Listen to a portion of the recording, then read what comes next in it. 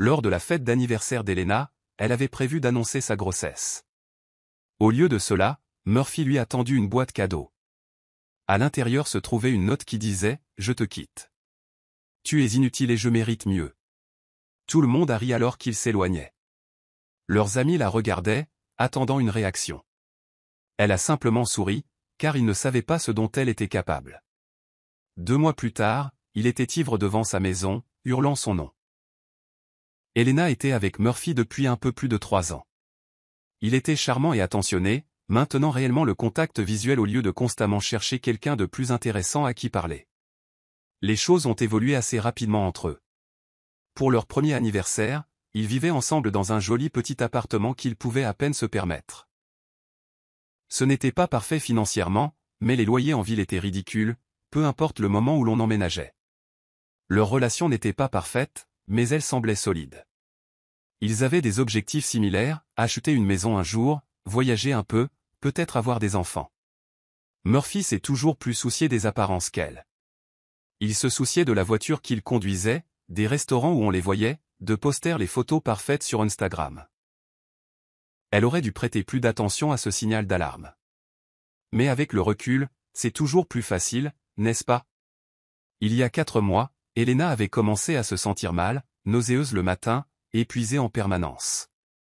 Elle a fait un test de grossesse, principalement pour l'écarter. Ils avaient été prudents, mais pas tant que ça.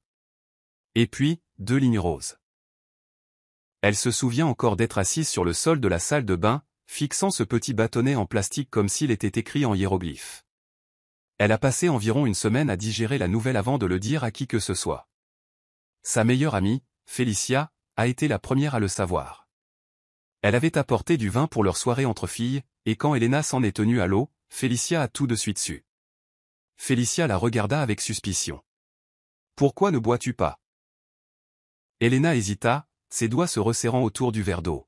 « Je n'en ai juste pas envie ce soir. » Felicia plissa les yeux. « Elena. » Avec un soupir, Elena posa son verre. « Je suis enceinte. » Le visage de Felicia passa de la suspicion au choc, puis à l'excitation. « Tu es sérieuse ?» Elena hocha la tête, et avant qu'elle ne puisse réagir, Felicia la serra fort dans ses bras. « Comment te sens-tu » demanda Felicia en se reculant. Elena soupira. « Je ne sais pas. Je veux dire, je ne m'y attendais pas, mais, je crois que je suis heureuse.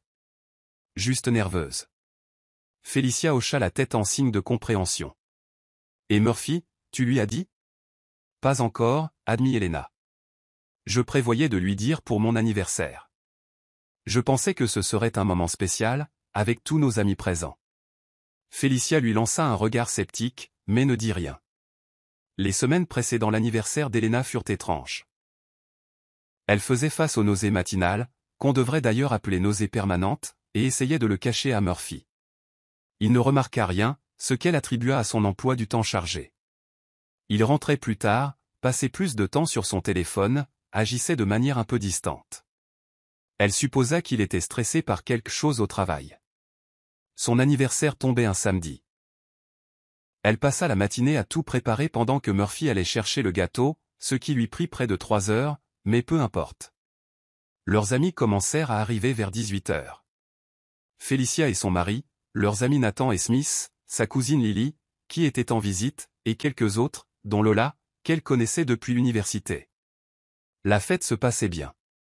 Bonne nourriture, beaucoup de boissons, de l'eau pétillante déguisée en vodka soda pour elle, de la musique, des rires. Elle avait prévu de faire son annonce après le gâteau, et elle n'arrêtait pas de croiser le regard de Felicia à travers la pièce. Felicia lui faisait de petits signes d'encouragement qui lui retournaient l'estomac d'une excitation nerveuse.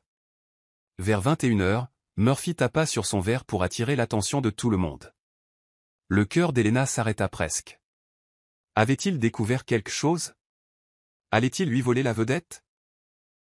Il fit tout un discours sur à quel point elle était spéciale, sur la chance qu'il avait de l'avoir dans sa vie, tout en la regardant droit dans les yeux.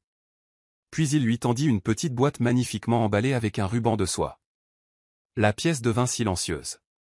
Tout le monde regardait, certains avec leur téléphone à la main, prêts à immortaliser le moment. Elle se souvient avoir pensé que c'était peut-être une bague de fiançailles, et avoir eu une fraction de seconde de panique sur le fait de devoir quand même annoncer la grossesse s'il la demandait en mariage. Puis elle ouvrit la boîte. À l'intérieur, il n'y avait pas de bague. C'était un morceau de papier plié. Confuse, elle l'ouvrit et lut les mots qui étaient maintenant gravés dans son cerveau. Je te quitte. Tu es inutile, et je mérite mieux. Tes affaires seront emballées d'ici lundi. Elle leva les yeux vers lui, certaine qu'il s'agissait d'une horrible blague, mais son expression avait complètement changé. Froide, distante, presque amusée. Puis il dit, assez fort pour que tout le monde entende, c'est fini entre nous. C'était amusant, mais je suis passé à autre chose. Et puis il a ri. Vraiment ri. Quelques personnes dans la pièce rirent aussi, pensant clairement que c'était une sorte de farce qu'ils avaient planifiée ensemble. Mais ensuite, Murphy se tourna et sortit par la porte d'entrée sans un mot de plus. Le silence qui suivit fut assourdissant. Helena se tenait là, la note à la main, l'annonce de sa grossesse mourant dans sa gorge, tandis que leurs amis regardaient alternativement elle et la porte. Attendant que quelqu'un crie, c'est une blague. Mais personne ne le fit. Félicia fut la première à bouger.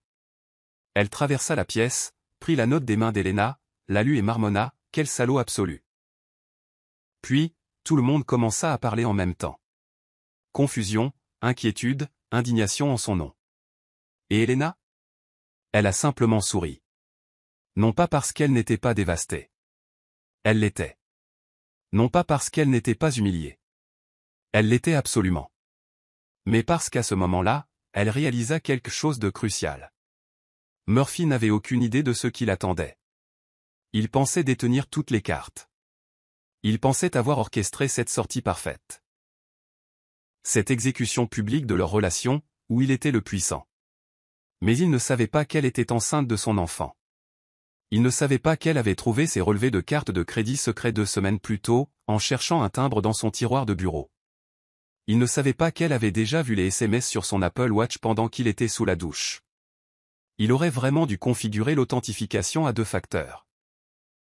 Et plus important encore, il ne savait pas qu'Helena n'était pas le genre de femme à s'effondrer quand on la poussait à bout. Elle était du genre à devenir stratégique. Alors Helena a souri. Elle a remercié tout le monde d'être venu et leur a assuré qu'elle allait bien. Ce n'était pas le cas. Mais elle leur a dit qu'ils n'avaient pas besoin de s'inquiéter pour elle. Ils s'inquiétaient. Elle a même coupé le gâteau d'anniversaire que Félicia avait apporté et a distribué des parts, comme pour célébrer la fin de quelque chose plutôt que de le pleurer. Lola est partie presque immédiatement, prétextant qu'elle se sentait mal. Timing intéressant, n'est-ce pas? Ne vous inquiétez pas, cette partie viendra plus tard. Les autres sont restés, les dents à nettoyer, lui offrant des endroits où rester, des épaules sur lesquelles pleurer, et même des alibis pour un meurtre.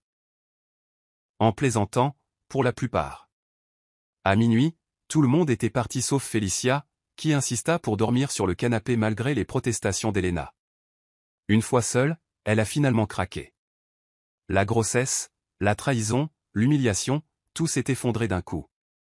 Félicia l'a simplement tenue dans ses bras et l'a laissée sangloter, sans essayer de réparer les choses avec des assurances vides de sens ou ces platitudes agaçantes du genre « tout arrive pour une raison ». Que les gens aiment lancer quand ils ne savent pas quoi dire d'autre. Quand Helena s'est finalement calmée, vers 2 heures du matin, elle a parlé à Félicia de la grossesse. Félicia n'était même pas surprise. Elle a dit qu'elle s'en doutait d'après le comportement d'Helena ces derniers temps. Puis Helena lui a montré les relevés de cartes de crédit, frais d'hôtel, restaurants chers, achats de bijoux qui ne lui étaient mystérieusement jamais parvenus. Elle a fait défiler les captures d'écran qu'elle avait prises des SMS envoyés à M, avec des émojis en forme de cœur et des plans pour se voir quand elle travaillait tard. Elles savaient toutes les deux exactement qui était M, surtout après le départ précipité de Lola de la fête. Elles sont restées à parler jusqu'à l'aube, pesant les options, faisant des plans. Félicia a demandé si elle comptait parler du bébé à Murphy, mais Helena était ferme. Il le découvrirait un jour, mais à ses conditions, quand elle serait prête, pas un instant avant.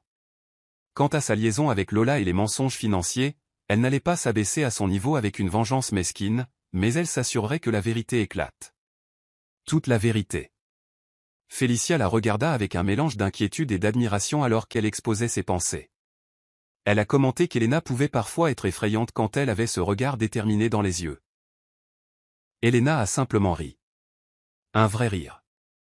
Le premier depuis l'ouverture de cette horrible boîte.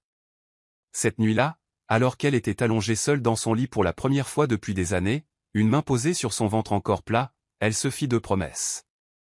Une à son enfant à naître, qu'elle lui fournirait un foyer stable et aimant, quoi qu'il arrive. Et une à elle-même, qu'elle sortirait de cette épreuve plus forte qu'avant. Murphy pensait écrire la fin de leur histoire avec cette note cruelle. Mais s'il y avait une chose qu'Elena avait apprise de tous ces podcasts sur les crimes réels qu'elle écoutait en faisant la lessive, c'était que la meilleure vengeance exigeait de la patience, de la planification et une tête froide. Trois qualités qu'elle possédait en abondance. Le lendemain matin, Elena se réveilla à l'odeur du café et des pancakes. Félicia était toujours là, Dieu la bénisse, agissant comme si de rien n'était tout en la surveillant toutes les 5 minutes. Elle insistait pour qu'Elena mange quelque chose, manifestement inquiète pour le bébé. Elena réussit à prendre quelques bouchées avant que la nausée ne s'installe. Les nausées matinales étaient une telle joie. Murphy n'est pas revenu ce dimanche-là, ce qui fut à la fois un soulagement et une torture. Elle passa la majeure partie de la journée à alterner entre l'engourdissement, la rage et un étrange sentiment de planification détachée. Elle fit des listes. Tellement de listes. Les questions financières à régler. Les rendez-vous chez le médecin à prendre. Les gens à informer. C'était comme si son cerveau était passé en mode survie, se concentrant sur le pratique pour éviter d'affronter l'ouragan émotionnel. Félicia l'aida à emballer une partie des affaires de Murphy. Pas tout. Juste assez pour qu'il comprenne qu'elle ne prévoyait pas son retour. Pendant tout ce temps, son téléphone explosait de messages de leurs amis. La plupart étaient encourageants. Confus. Se demandant si elle allait bien. Quelques-uns venaient de connaissances communes qui semblaient plus intéressées par les ragots que par son bien-être. Et remarquablement absente de ce cœur. Lola. Vous vous souvenez d'elle à la fête? Celle qui s'est sentie soudainement malade et est partie? Oui. Lundi matin arriva. Et avec lui, la réalité. Elena se déclara malade au travail, ce qu'elle ne faisait jamais. Elle prit également rendez-vous chez son médecin pour confirmer la grossesse et discuter des options. Vers midi, alors qu'elle faisait des recherches sur les droits des locataires, puisque le bail de l'appartement portait leurs deux noms, elle reçut un texto de Murphy. Je passerai à 19h pour prendre mes affaires. Fais en sorte de ne pas être là. L'audace, n'est-ce pas? Elle fixa ce message pendant 5 bonnes minutes avant de répondre par un simple « non ». Juste ça. Aucune explication. Aucune suggestion alternative. Juste une limite ferme. Il appela immédiatement. Elle refusa immédiatement. Puis elle appela Félicia, qui rallia les troupes. À 18h30, l'appartement d'Elena était rempli d'amis. Nathan, Smith, Jane, qui avait prolongé sa visite, et quelques autres. Ils formaient une barrière protectrice autour d'elle, un rappel qu'elle n'était pas seule. Murphy se présenta à 19h pile. Et l'expression sur son visage quand il vit le comité d'accueil? Inestimable. Il essaya de jouer les durs, demanda ce qui se passait, mais Nathan, qui mesurait 1,90 m et était bâti comme une armoire à glace, lui tendit simplement une valise avec quelques vêtements et des affaires essentielles. Nathan lui dit fermement que le reste de ses affaires serait disponible quand il prendrait un rendez-vous convenable et ferait preuve d'un minimum de décence humaine.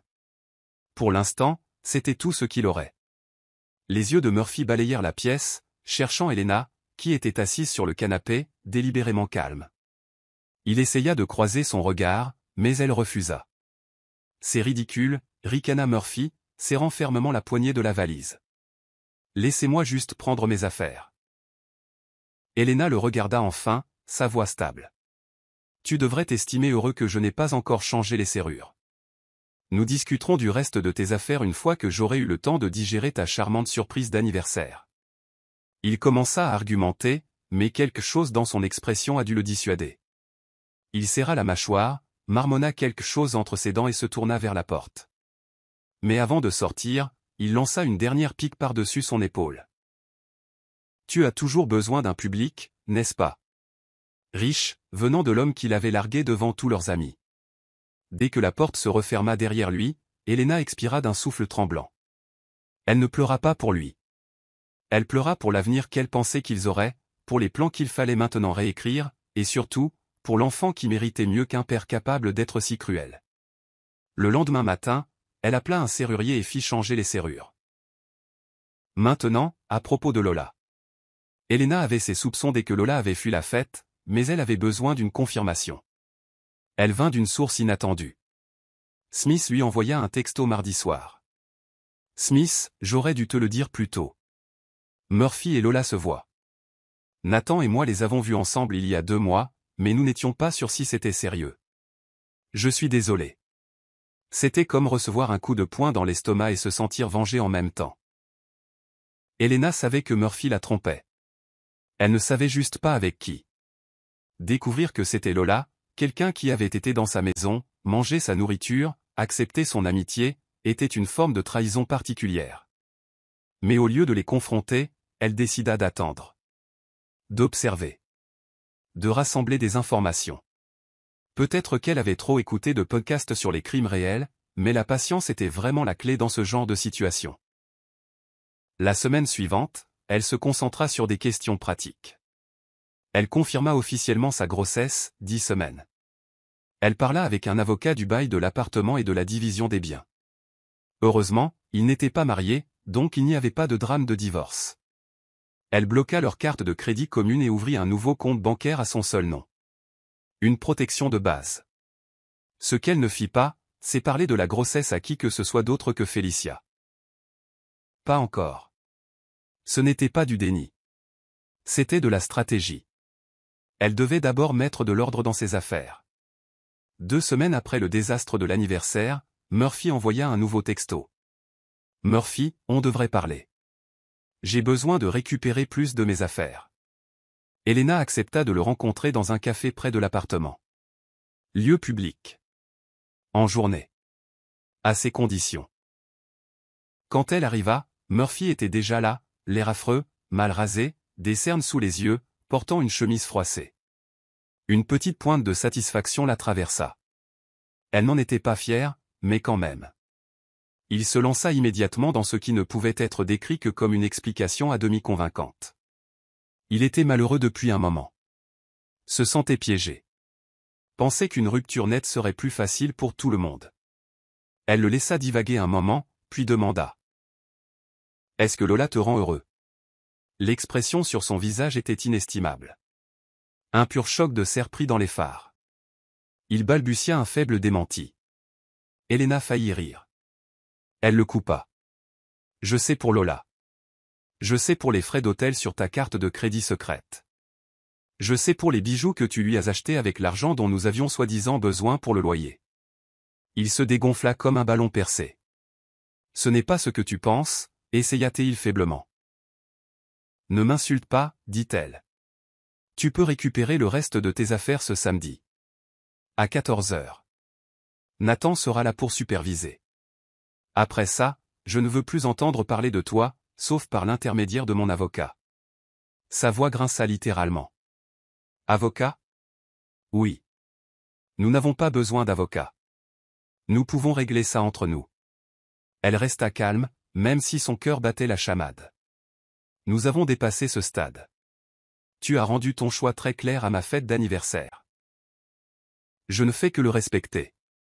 Elle se leva pour partir, mais il lui attrapa le poignet. Pas fort, juste désespéré. Comment vas-tu te payer l'appartement seul? Demanda-t-il. Ton travail couvre à peine la moitié du loyer. Et c'est là que tout s'est éclairci. La vraie raison pour laquelle il voulait parler. Il ne s'agissait pas de tourner la page ou de ses affaires. Il s'agissait d'argent. Murphy vivait au-dessus de ses moyens depuis des mois. Son travail n'était pas aussi stable qu'il l'avait laissé paraître. Et pendant qu'il sortait avec Lola, il comptait sur le revenu stable d'Elena comme filet de sécurité. Pour leurs amis et pour Lola, il s'était présenté comme le pourvoyeur de la famille. Mais en réalité, Elena couvrait plus de la moitié du loyer depuis plus d'1 an. Elle sourit doucement et dit « Je me débrouillerai ». Puis elle se pencha légèrement, baissant la voix juste assez pour remuer le couteau dans la plaie. Contrairement à certaines personnes, j'économise de l'argent au lieu de le dépenser dans des chambres d'hôtel et des bijoux. La couleur quitta son visage. Il savait qu'elle savait tout. Elena sortit de ce café en se sentant plus légère qu'elle ne l'avait été depuis des semaines. Non pas parce qu'elle avait gagné une bataille relationnelle, mais parce qu'elle voyait enfin Murphy clairement pour ce qu'il était. Un homme qui se souciait plus des apparences que de la substance. Un homme qui mentait pour paraître plus prospère qu'il ne l'était. Un homme qui l'a abandonné quand elle ne servait plus son récit. Samedi arriva, et comme convenu, Nathan supervisa pendant que Murphy récupérait le reste de ses affaires. Elle se fit discrète, passant la journée à un cours de yoga prénatal. Fortement recommandé pour quiconque gère le stress pendant la grossesse, d'ailleurs. À son retour, l'appartement semblait plus vide, mais en quelque sorte plus à elle. Elle commença à réorganiser les meubles ce soir-là, se réappropriant l'espace. Au cours des semaines suivantes, elle s'installa dans une nouvelle routine. Travail, rendez-vous chez le médecin, vitamines prénatales, budgétisation minutieuse. Elle ne se contentait pas de survivre. Elle planifiait un avenir. Un avenir qui semblait différent, mais pas nécessairement pire que ce qu'elle avait imaginé auparavant. Quant à Murphy et Lola, eh bien, leur romance ne prospérait pas vraiment. Par le bouche à oreille, d'accord, par Smith, qu'il a entendu de son cousin, qui travaillait au restaurant où ils se disputaient fréquemment en public, elle a appris que Lola était de plus en plus mécontente de son trophée. Apparemment, Murphy s'était présenté comme beaucoup plus stable financièrement qu'il ne l'était en réalité. Grosse surprise, n'est-ce pas? La première vraie fissure est apparue environ un mois après leur rencontre au café. Elena était à l'épicerie, comparant soigneusement les prix des vitamines prénatales, quand elle a littéralement heurté le caddie de Lola. Lola a eu l'air surprise, puis coupable, puis provocante en succession rapide. Elle a salué Elena maladroitement, disant qu'elle avait l'air bien. Elena a répondu « Tu as l'air fatiguée », et c'était sincère. Elle avait la même expression stressée que Murphy au café. Un silence gêné s'installa entre elles jusqu'à ce que Lola lâche. Murphy m'a dit que vous étiez déjà séparés quand on a commencé à se voir. Selon elle, il avait prétendu qu'ils avaient pratiquement rompu, vivant juste ensemble jusqu'à la fin du bail. Elena haussa un sourcil mais ne dit rien. Lola balbutia ce qui aurait pu être une tentative de justification, ou peut-être des excuses. Je ne me serais pas impliqué si j'avais su que vous étiez encore ensemble. Elena lui dit finalement, ça n'a plus d'importance maintenant. Tu l'as. Profitant. Alors qu'elle se tournait pour partir, Lola l'appela. Il n'est pas ce que je pensais. Il a promis des choses qu'il ne peut pas tenir. Elena se retourna vers elle. La femme qu'elle avait autrefois considérée comme une amie, maintenant diminuée par ses propres choix. Ça ressemble à un problème personnel, dit-elle simplement. Je ne peux pas t'aider avec ça. Environ 6 semaines après la fête d'anniversaire, elle commença à montrer des signes de grossesse, juste un petit ventre, mais indubitable pour quiconque regardait de près. Elle décida qu'il était temps d'être plus ouverte sur la grossesse. Elle en parla d'abord à son patron, qui fut incroyablement compréhensif, lui offrant des horaires flexibles pour son 3e trimestre. Puis elle en parla progressivement à d'autres amis et à sa famille. La nouvelle se répandit rapidement dans les cercles sociaux. Elle savait qu'elle finirait par atteindre Murphy, mais elle ne se cachait plus. Ce bébé allait naître, avec ou sans son implication. Cette semaine après la rupture, alors que sa grossesse atteignait la 17e semaine, elle reçut une série de textos de plus en plus frénétiques de Murphy. « C'est vrai? Tu es enceinte? Pourquoi ne me l'as-tu pas dit? On doit parler, immédiatement. Réponds à ton téléphone, Elena. Ça me concerne aussi. » Elle ne répondit à aucun d'eux, non par dépit, mais parce qu'elle ne savait vraiment pas quoi dire encore. Elle avait besoin de digérer cette nouvelle phase, de décider quel rôle, le cas échéant, elle voulait qu'il ait dans la vie de leur enfant. Les textos continuèrent, devenant de plus en plus désespérés. J'ai des droits, tu sais? Tu ne peux pas me priver de mon enfant. Rappelle-moi, où je viens. Ce dernier message la poussa à répondre enfin. Ne viens pas à mon appartement sans y être invité, répondit-elle par texto. Si tu le fais, j'appellerai la police. Je te contacterai quand je serai prête à en discuter civilement. Il recula pendant exactement 2 jours. Puis, comme le titre de son poste original le laissait présager, il se présenta. Il était un peu plus de 23 heures. Elena était au lit, lisant un livre sur la grossesse et prenant des notes quand elle l'entendit. Une portière de voiture claquant, puis des pas sur le chemin menant à sa porte. Puis des coups. Pas d'étoquement, des coups. Et la voix de Murphy, pâteuse mais reconnaissable. Elena, ouvre la porte. Je sais que tu es là. On doit parler de notre bébé. Pendant un moment, elle resta assise, le cœur battant, ne sachant que faire. Appeler la police? Appeler Nathan? Se cacher et espérer qu'il s'en aille. Puis elle entendit quelque chose qui prit la décision pour elle. Des pleurs. Murphy était devant sa porte, ivré en pleurs. Alternant entre des exigences et des supplications. Il disait qu'il avait fait une erreur. La suppliant de le laisser entrer. Insistant sur le fait que c'était aussi son bébé. Et malgré tout ce qu'il avait fait, une petite partie d'elle ressentit, pas de la sympathie exactement, mais de la reconnaissance. La prise de conscience que sa grande stratégie de sortie, sa nouvelle vie avec Lola, sa fuite de l'inutile Elena. Rien de tout cela ne fonctionnait comme prévu. La réalité avait finalement rattrapé Murphy. Et elle avait le visage d'un bébé inattendu et d'une instabilité financière. Elle sortit du lit, enfila une robe de chambre et s'approcha prudemment de la porte. Elle ne l'ouvrit pas, mais elle parla à travers elle. « Tu es ivre, Murphy. Rentre chez toi. On pourra parler demain quand tu seras sobre. » Il cria. « Je dois te voir maintenant. Je dois voir si c'est vrai.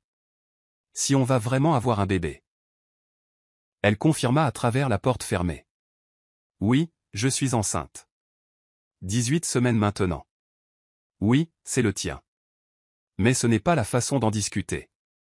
Rentre chez toi. » Il y eut un bruit sourd contre la porte. Son front ou son poing, elle ne pouvait pas le dire. Il marmonna, si bas qu'elle faillit le manquer. « Lola m'a quitté. Elle a dit que je ne suis pas celui qu'elle pensait que j'étais. Que j'ai menti surtout. » Elena ne put s'empêcher de commenter, « Ça me dit quelque chose. » Il rit, un rire creux sans humour. « J'ai tout gâché, » admit-il. « J'ai tellement tout gâché. » Il la supplia de le laisser entrer, disant qu'il voulait juste parler.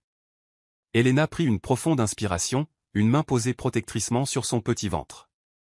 Elle refusa de le laisser entrer ce soir-là, mais lui proposa de le rencontrer demain au café de la rue principale à 10 heures.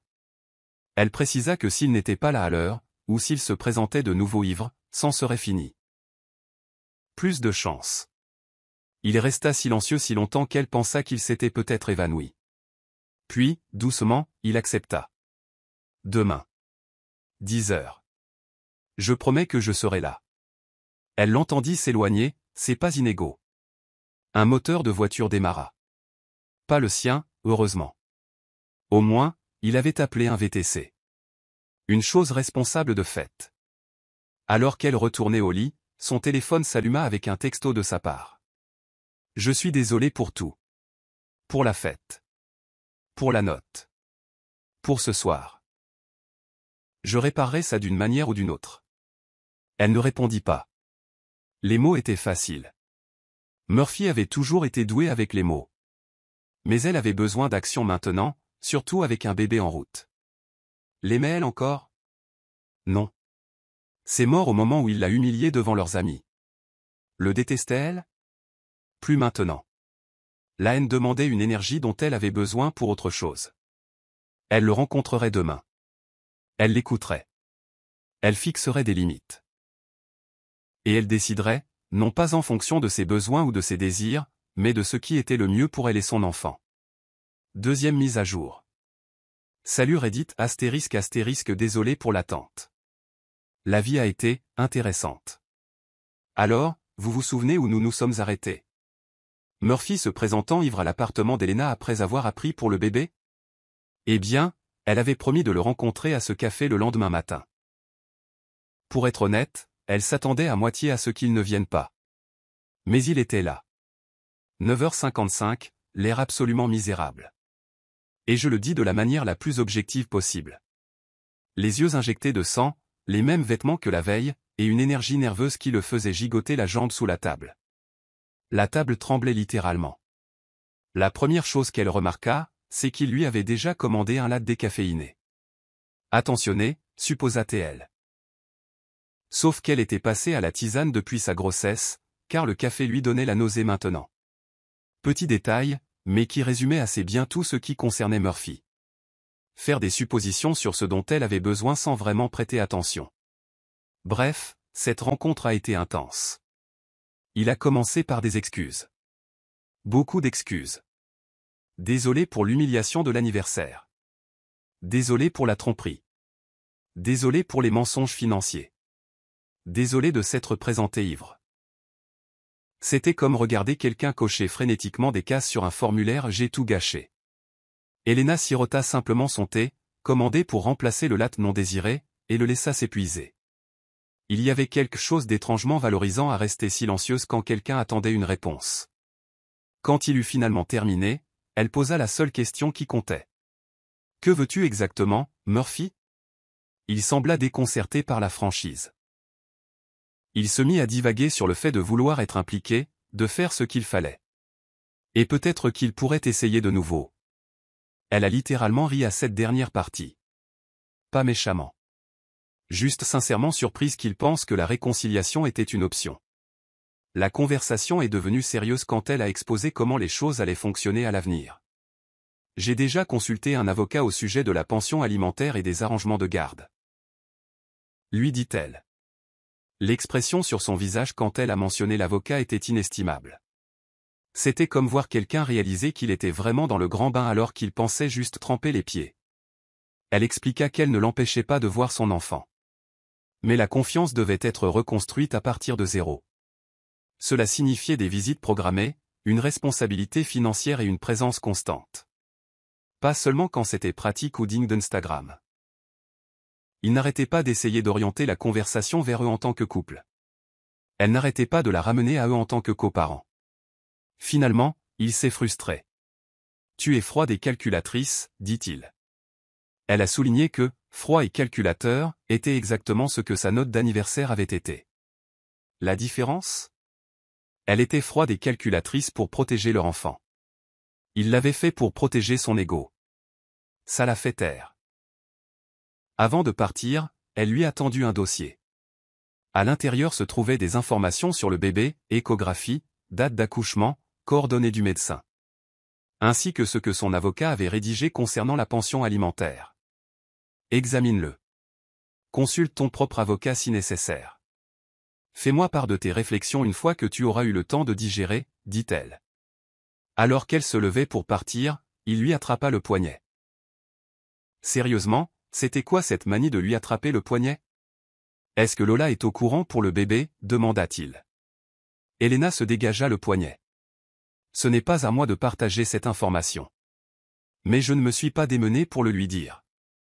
Puis elle est sortie. Au cours des semaines suivantes, les choses se sont calmées.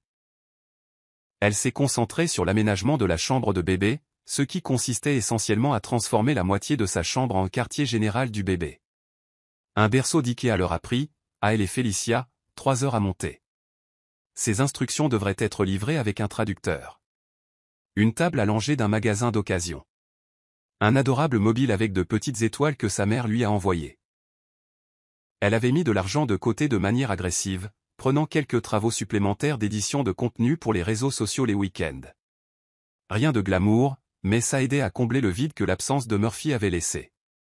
Sa mère lui a aussi envoyé de l'argent pour l'aider, ce qui était à la fois touchant et légèrement inconfortable. Elena avait toujours été indépendante. Pendant ce temps, Murphy digérait. Il envoyait des textos de temps en temps, demandant des nouvelles du bébé ou des photos de l'avancement de la chambre. Elle répondait factuellement, mais gardait une distance émotionnelle. Parfois, il essayait de s'aventurer sur un terrain personnel, demandant si elle voyait quelqu'un, non, ou mentionnant une série qu'ils regardaient ensemble, et elle le redirigeait doucement. Puis est arrivé l'incident. Oui, ça mérite des majuscules. Elena était chez Target un samedi après-midi, faisant le plein de couches. Selon tous les blogs de maman, on n'en a jamais trop. Elle manœuvrait son caddie dans l'allée quand elle a littéralement heurté celui de Lola. Encore une fois, quelles étaient les chances ? Cette fois, c'était différent, cependant. Lola n'était pas gênée ou sur la défensive. Elle semblait en fait soulagée de la voir. Elle lui a immédiatement demandé comment elle se sentait, comment se passait la grossesse, tout en ayant l'air sincèrement intéressée. Puis elle a dit quelque chose qui a complètement pris Elena au dépourvu. Elle s'est excusée. Pas un désolé précipité et inconfortable, mais de véritables excuses réfléchies, reconnaissant la douleur qu'elle avait causée. Elle a expliqué que Murphy lui avait vendu la même histoire qu'il avait apparemment racontée à plusieurs femmes. Qu'Elena et lui étaient pratiquement séparés, faisant juste semblant. Qu'elle l'empêchait de réaliser son véritable potentiel. Elle l'avait cru. Mais ensuite, elle a découvert qu'il voyait une autre femme pendant qu'il sortait avec elle. L'ironie ne leur a échappé à aucune des deux. Elles ont fini par prendre un café, un thé pour Elena, et ont eu cette conversation surréaliste sur l'homme qu'elles voyaient toutes les deux clairement pour ce qu'il était. Pas un monstre. Juste une personne profondément peu sûre d'elle qui avait besoin d'une validation constante et était prête à mentir pour l'obtenir. En se disant au revoir, Lola mentionna nonchalamment quelque chose qui fit réfléchir Elena. Murphy a été licencié de son travail il y a 2 semaines, dit-elle. Je pensais que tu devrais le savoir, car cela pourrait affecter la pension alimentaire. Elena la remercia pour l'information et rentra chez elle, digérant cette nouvelle. Elle n'était pas contente du licenciement de Murphy, cela compliquait les choses. Mais elle appréciait de le savoir. Ce soir-là, alors qu'elle pliait de minuscules grenouillères et écoutait son podcast préféré, on sonna à sa porte. Elle regarda par le Judas. Toujours vérifié par le Judas. Murphy se tenait là. Sobre cette fois, mais l'air abattu. Elle ouvrit la porte, mais ne l'invita pas à entrer.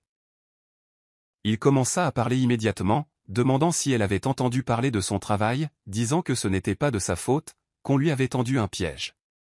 Puis il demanda si elle avait vu Lola récemment, la voix tendue de suspicion. Elle lui dit que oui, elle s'était croisée chez Target. Son visage fit cette chose bizarre, essayant de paraître décontracté mais semblant juste constipé. Il demanda de quoi elles avaient parlé. Elle dit simplement, de toi. Principalement. Il n'aima pas cette réponse. Puis il commença à s'agiter, disant qu'elle conspirait probablement contre lui.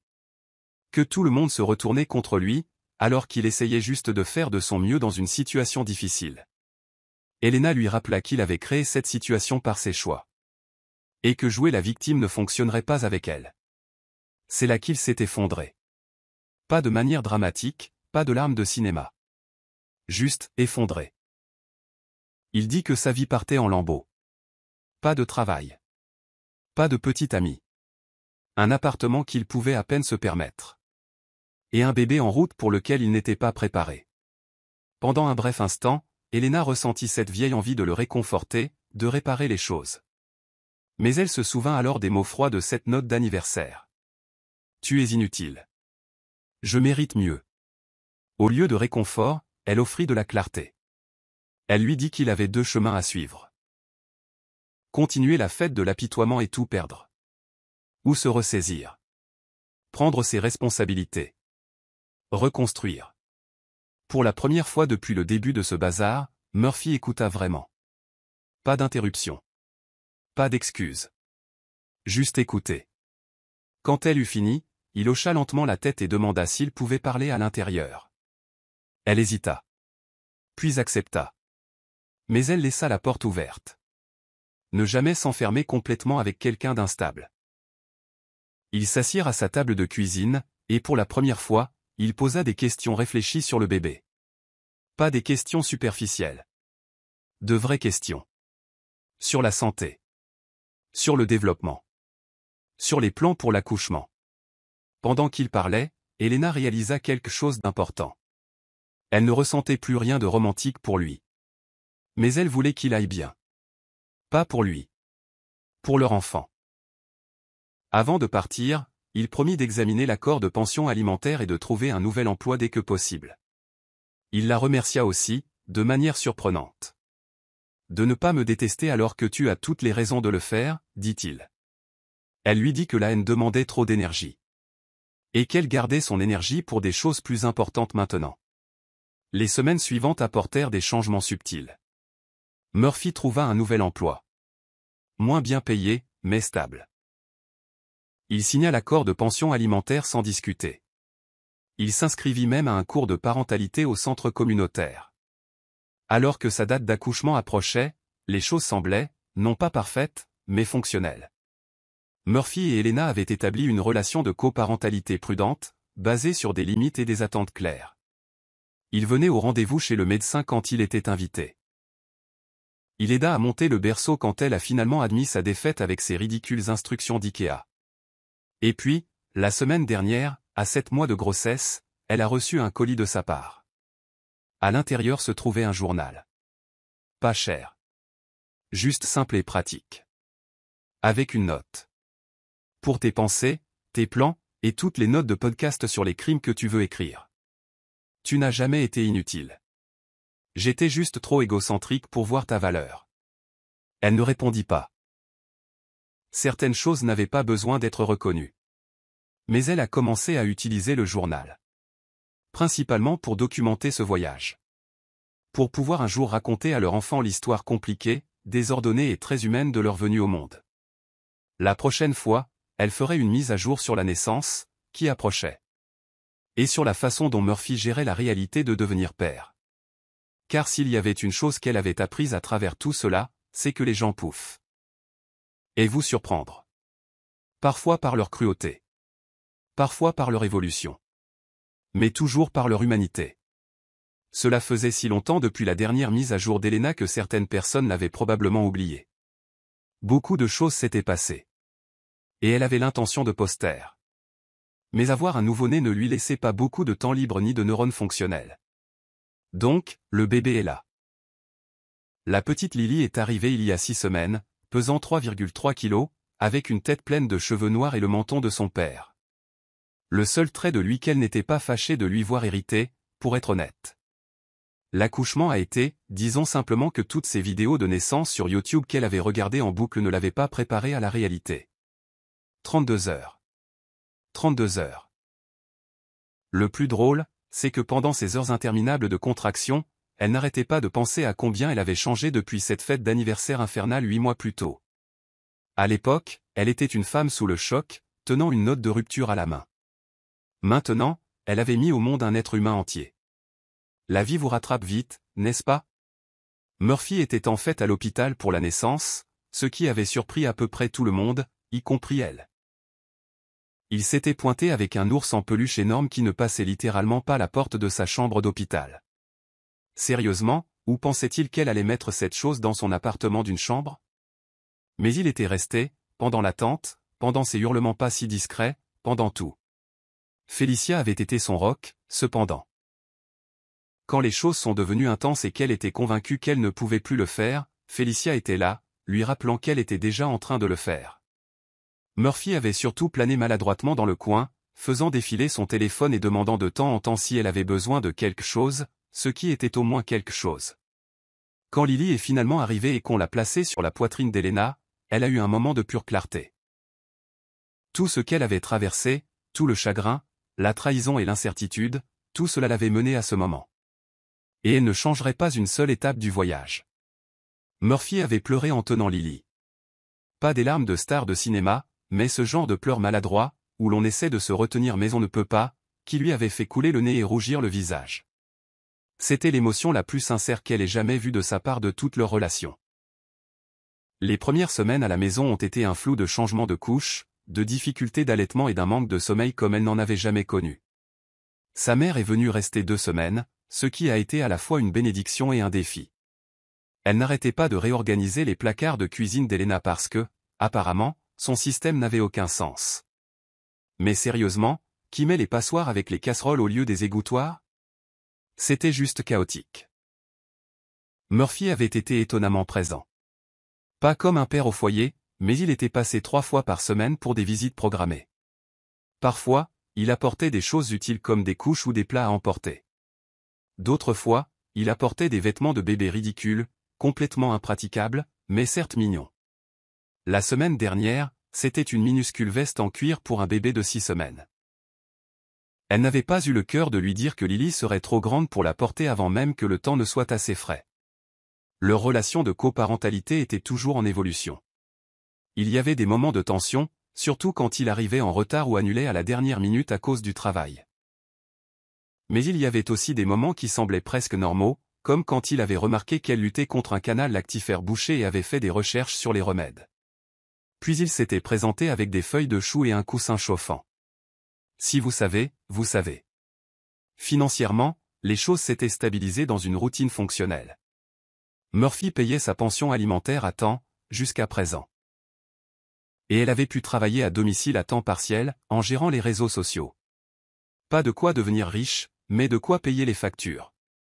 Son propriétaire l'avait même laissé renouveler le bail à son seul nom sans aucun drame, ce qui avait été ressenti comme une petite victoire. L'appartement semblait complètement différent maintenant. Les affaires de Murphy avaient disparu, remplacées par du matériel pour bébé qui prenait 2 fois plus de place. Elle avait repeint le salon en vert sauge doux qui la rendait heureuse chaque fois qu'elle le voyait. C'est incroyable à quel point votre environnement affecte votre humeur. Vous savez, Lola et elle se croisaient encore de temps en temps. Leur ville n'était pas si grande. C'était moins gênant maintenant, plus comme croiser une connaissance lointaine que quelqu'un qui avait ruiné sa vie. La dernière fois, Lola était avec un type barbu qui n'arrêtait pas de l'appeler « chérie ». Toutes les 3 secondes. Elle avait l'air heureuse, bien qu'un peu forcée. Elena espérait sincèrement qu'elle l'était. Quant à Murphy, il luttait encore à certains égards. Son nouveau travail ne se passait pas très bien, d'après Félicia, qu'il avait entendu de Nathan, qui jouait au basket avec un des collègues de Murphy. Il faut aimer les réseaux de commérage des petites villes. Il avait déménagé dans un studio déprimant dont il se plaignait constamment. Parfois, quand il venait voir Lily, Elena le surprenait à regarder son appartement avec une expression difficile à lire. Un mélange de nostalgie et de regret, peut-être. Le développement le plus étrange avait été le parcours de croissance personnelle apparent de Murphy. Il avait mentionné qu'il voyait un thérapeute. Ce qui, waouh, venait du même gars qui lui avait dit un jour que la thérapie, c'était juste payer quelqu'un pour vous écouter vous plaindre. Il lisait des livres sur la parentalité et avait même rejoint un groupe de pères sur Facebook. Parfois, elle se demandait si des extraterrestres avaient enlevé le vrai Murphy et laissé cette personne de substitution à sa place. Bref, sa propre vie avait aussi pris des tournants inattendus. Vous vous souvenez qu'elle avait mentionné travailler à temps partiel à domicile? C'était en fait grâce à une relation de Smith, qu'il avait recommandé à l'entreprise de sa sœur. Le travail était intéressant, les gens étaient gentils, et surtout, elle pouvait le faire pendant que Lily faisait la sieste. Quand Lily décidait que faire la sieste était à son programme, bien sûr. Et puis il y a eu Marc. Oui, il y a un Marc maintenant. C'était le livreur qui n'arrêtait pas de lui apporter ses courses pendant ses premières semaines chaotiques postpartum.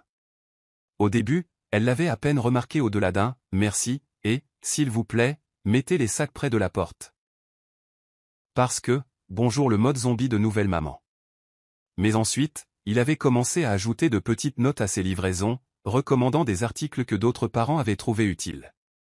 Ou parfois, juste une blague de papa qui la faisait rire aux éclats. Un jour particulier, Elena était épuisée. Elle ne s'était pas douchée depuis 3 jours, et elle était presque sûre qu'il y avait du régurgité dans ses cheveux. Quand Marc est arrivé avec ses courses, elle avait à peine l'énergie de le saluer. Il a posé les sacs et a jeté un coup d'œil aux caisses d'eau près de la porte. « Besoin d'aide pour les porter jusqu'à la cuisine ?» demanda-t-il. Elle hésita. Laisser un étranger entrer dans son appartement n'était pas quelque chose qu'elle faisait habituellement, mais quelque chose en lui semblait sûr. Bien sûr. Merci, dit-elle en s'écartant. Pendant qu'il l'aidait à ranger les courses, ils ont commencé à parler. Il lui a dit qu'il terminait ses études en sciences de l'environnement et qu'il livrait des courses pour payer ses factures. Il avait une sœur plus jeune avec 2 enfants, ce qui expliquait pourquoi il ne semblait pas déphasé par le désordre dans son appartement. À la porte, il lui a tendu un reçu et a dit « Tenez, au cas où vous auriez besoin de quelque chose, ou s'il y a un jour un problème avec une livraison. » Ils savaient tous les deux que c'était juste une excuse, mais c'était une excuse facile à accepter. Depuis lors, ils s'envoyaient des textos. Il était passé prendre un café plusieurs fois. Ce n'était rien de sérieux, et Elena n'était pas pressée de commencer une autre relation. C'était juste agréable de parler à un autre adulte, quelqu'un qui ne voulait pas discuter de marque de couche ou d'horaire de sommeil. La semaine dernière, quand Murphy est passé pour sa visite, Marc venait de partir. L'expression sur le visage de Murphy était difficile à lire. Plus tard, il a demandé nonchalamment « C'était qui ce type ?» Elena a gardé sa réponse vague, en partie parce qu'il n'y avait pas grand-chose à dire, et en partie parce que ce n'était pas vraiment ses affaires. Murphy a fait quelques commentaires sur le fait qu'elle passait vite à autre chose, mais s'est ensuite ravisé.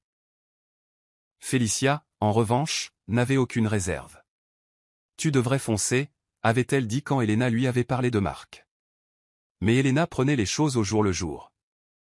Après tout ce qui s'était passé, elle avait appris que se précipiter ne finissait jamais bien. De plus, Lily était sa priorité maintenant. Sortir en tant que mère célibataire était un tout nouveau monde, et elle en découvrait encore les règles. Félicia avait été son roc à travers tout cela. Quand Elena se sentait dépassée et convaincue qu'elle échouait en tant que mère, Félicia se présentait avec un café glacé, son premier amour, enfin de retour dans sa vie maintenant que l'allaitement se passait mieux, et lui rappelait que tous les nouveaux parents se sentaient comme ça. Parfois, elle prenait Lily quelques heures pour qu'Elena puisse se doucher, faire une sieste, ou simplement regarder un mur en silence. Hier, c'était son anniversaire, 1 an après la boîte qui a tout changé.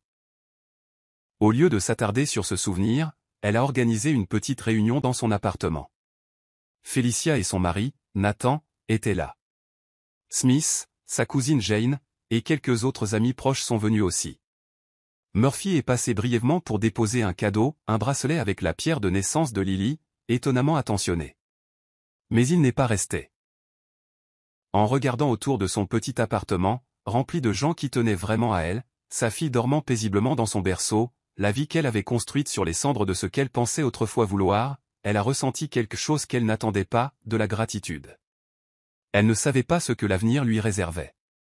Peut-être que Marc se transformerait en quelque chose de significatif. Ou peut-être qu'il ne serait qu'un chapitre bref et bienveillant de son histoire. Peut-être que Murphy continuerait à devenir un coparent décent. Ou peut-être qu'il retomberait dans ses vieux schémas. Peut-être qu'elle resterait dans cet appartement pour toujours. Ou peut-être qu'elle trouverait une maison avec un jardin où Lily pourrait jouer. Mais elle savait une chose. Elle n'était pas la même femme qui se tenait sous le choc, tenant cette note de rupture le jour de son anniversaire l'année dernière. Cette femme avait été brisée mais déterminée. Cette femme était reconstruite, plus forte aux endroits brisés. Donc, s'il y avait une morale à cette longue et désordonnée histoire, c'est que parfois, la pire chose qui vous arrive peut vous conduire à la meilleure version de vous-même. Pas immédiatement. Pas facilement. Mais finalement. PS. Si quelqu'un se demandait ce qu'il était advenu de cet énorme ours en peluche que Murphy avait apporté à l'hôpital, il avait trouvé une utilité. Il servait actuellement de barricade pour empêcher Lily de rouler du lit quand Elena avait besoin de la poser 2 secondes pour aller aux toilettes. Quant à la fameuse note de rupture, elle l'a gardée. Elle est dans une boîte à souvenirs dans le placard de Lily, avec son bracelet d'hôpital, sa première mèche de cheveux et le test de grossesse positif. Un jour, quand Lily sera assez grande, Elena lui racontera toute l'histoire. Non pas pour l'accabler. Mais parce que cela fait aussi partie de son histoire.